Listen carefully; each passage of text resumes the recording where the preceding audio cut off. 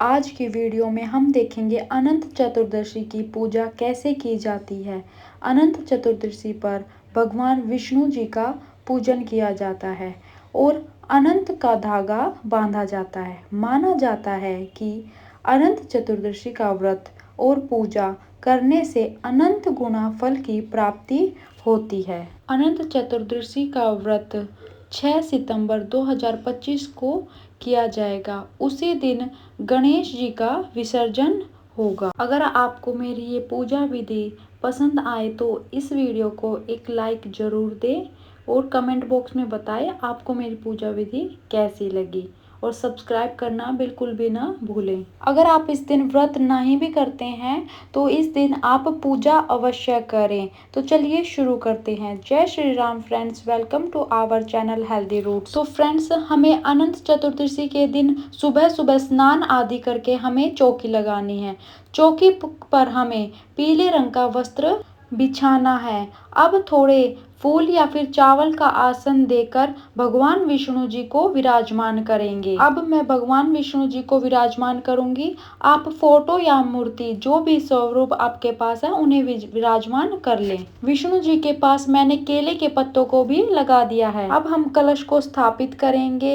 एक लोटा लिया है, आप तांबे या फिर पीतल का कोई भी लोटा ले सकते हैं। कलश पर मोली भी बांध देंगे और अब हमें रोली से सात्विक बनाना है। लोटे को कंठ तक भर लें और उसमें गंगा जल अवश्य मिलाएं।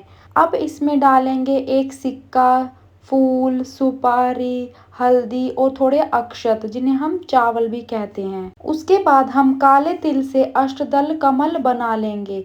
भगवान विष्णु के सीधे हाथ की तरफ हम कलश की स्थापना करेंगे। इसके बाद हमें 5 पत्ते लेंगे आम के या फिर अशोका के, इन पर तिलक करके कलश में सजाएंगे और कलश के ऊपर हमें चावल रखने हैं और इसके बाद हमें एक दीपक भी कलश पर रखेंगे।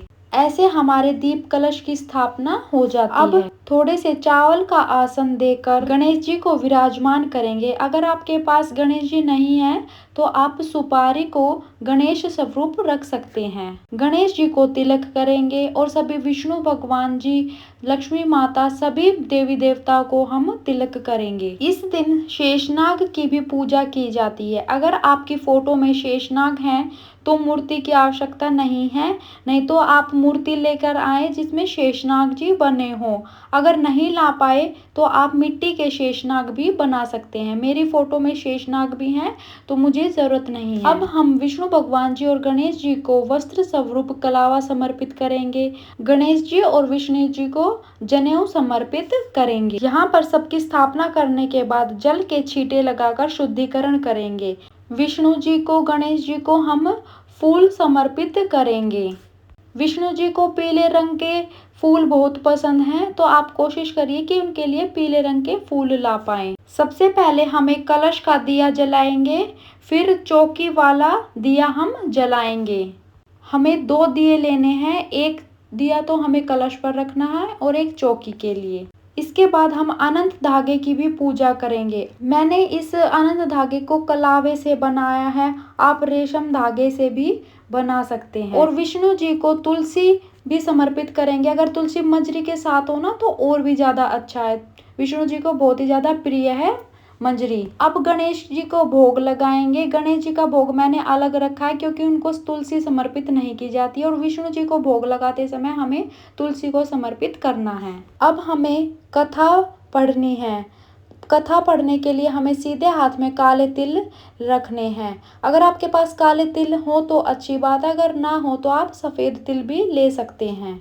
अब मैं अनंत चतुर्दशी की कथा पढ़ूंगी, आपको मेरे चैनल पर मिल जाएगी क्योंकि यहीं पर कथा सुनाऊंगी तो वीडियो काफी लंबा हो जाता है। कथा सुनने के बाद तिल को भगवान विष्णु के चरणों में समर्पित करेंगे। इसके बाद हम धूप दीप दिखाएंगे, फिर हम आरती कर लेंगे।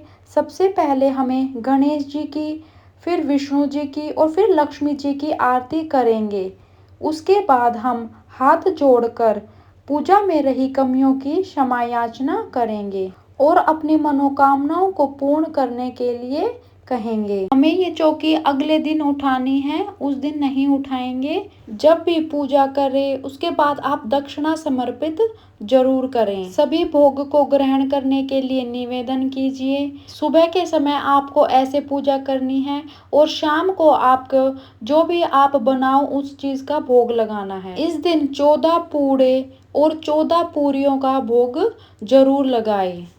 अब हमें अनंत का धागा बांधना है। महिलाएं इस धागे को लेफ्ट हैंड में बांधें और पुरुष सीधे हाथ में बांधें और पूजा के बाद हम इसे अपने हाथ पर बांध लेंगे। ये धागा अनंत फल देने वाला होता है और पूजा करने के बाद जो ये जल है वो हमें सूर्य देवता को दे देंगे और जो ये कलश वाला जल है वो नेक्स्ट डे आप तुलसी वगैरह में डाल दें और फूलों को आप गमलों में दे दें, इधर उधर ना डालें। गमलों में डालने से इनकी खाद बन जाएगी। और पूजा करने के बाद जो भी भोग प्रसाद होता है आप परिवार में बांट दें। भोग में आपके पास जो भी अवेलेबल हो वो लगा दे। जो भी आपके पास ऋतुफल हो आप उसका भोग लगा सकते हैं। और अपना व्रत चंद्रमा को अर्घ्य दे के ही खोले। अगर आप किसी कारणवश से व्रत नहीं कर पाते हैं तो आप इस दिन पूजा अवश्य करें। भगवान विष्णु जी का व्रत करना बहुत ही सरल होता है। इस तरह विष्णु जी की पूजा संपन्न होती है।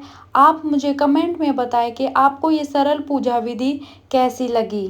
अगर आपको ये वीडियो पसंद आया है तो वीडियो को लाइक ज़रूर करें। आपका एक लाइक मुझे बहुत मोटिवेशन देता है वीडियोस बनाने के लिए। Thank you so much for watching this video.